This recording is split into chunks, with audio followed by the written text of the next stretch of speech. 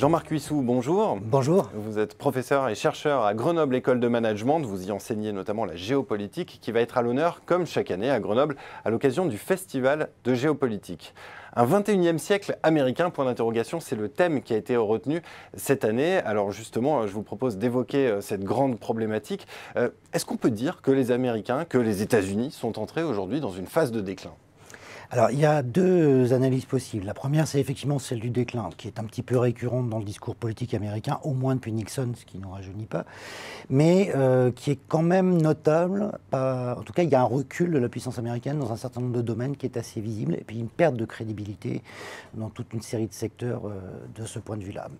Moi, je pense que surtout ce qui marque l'époque actuelle, c'est un échec. L'échec d'un projet qui était le projet du monde post-guerre froide, des États-Unis qui pensaient avoir gagné, qui pensaient que leur modèle allait triompher, que finalement ils pouvaient à peu près se permettre tout ce qu'ils voulaient pour aller dans leur propre sens, et qui se sont heurtés à une série d'écueils, y compris en interne, avec la crise des subprimes et avec les fractures de la société américaine qui réapparaissent aujourd'hui.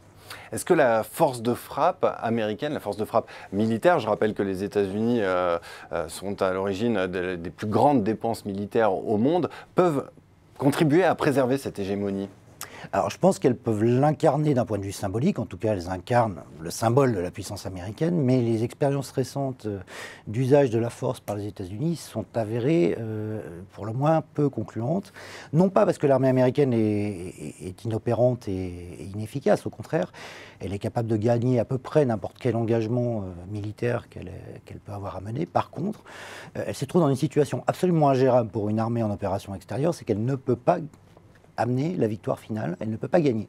La guerre elle-même, les batailles, pas de souci, la guerre elle-même, c'est pas possible. Donc en plus, c'est un appareil militaire qui coûte très cher à maintenir en opération, qui a été utilisé dans des conditions, on va dire, assez légères en termes de légitimité internationale, qui ont fait être détestés les États-Unis. Alors dans une région, on les aimait déjà pas forcément beaucoup auparavant, mais ça ne s'est pas arrangé. L'appareil militaire ne peut pas être la réponse à tout, même si, effectivement, ça reste un outil extrêmement impressionnant et largement au-dessus de tout ce qu'il peut avoir d'équivalent dans le monde aujourd'hui. Alors, est-ce que l'hégémonie peut être préservée par d'autres moyens, via notamment des éléments de soft power, je pense aux géants du numérique par exemple, qui ont un poids prépondérant? Tout le monde utilise aujourd'hui un iPhone ou Facebook. Alors là aussi, oui, il y a quelque chose de très spectaculaire là-dedans, mais il y a un petit peu il y a un peu d'effet de loupe et de marketing derrière. D'abord parce que les GAFA, dont vous parlez par exemple, sont loin d'être hégémoniques partout dans le monde. Et en particulier dans les puissances compétitives des États-Unis aujourd'hui pour le leadership, la Chine, le monde chinois dans l'ensemble et le monde russe dans son ensemble, ils sont extrêmement faibles. C'est-à-dire que là où ils pourraient être un instrument de puissance face à un adversaire, en fait, ils sont inopérants et finalement c'est une puissance exercée envers des zones plutôt déjà amies. Leurs concurrents chinois sont largement comparables aujourd'hui et risquent de continuer à monter en puissance. Et je ne suis pas sûr qu'ils véhiculent quelque chose de nécessairement positif de l'image américaine. À propos d'image, d'ailleurs, le principal problème des États-Unis aujourd'hui, c'est l'arrivée de Donald Trump au pouvoir.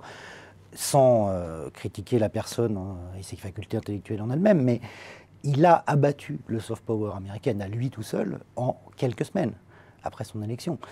C'est la première fois que les États-Unis, aux Nations Unies, à propos de Jérusalem, se retrouvent avec une coalition générale au Conseil de sécurité contre leur position. C'est la première fois depuis 1945. Et ça, c'est un affaiblissement notable d'une puissance qui jusque-là paraissait suffisamment positive pour ne pas susciter de coalition contre elle, pour reprendre les mots de M. Battistella sur la théorie des coalitions. Eh bien, merci beaucoup Jean-Marc Huissou pour ces éléments de réponse à cette grande question, un 21e siècle américain. Ce sera le thème du prochain festival de géopolitique de Grenoble École de Management. Merci beaucoup. Merci.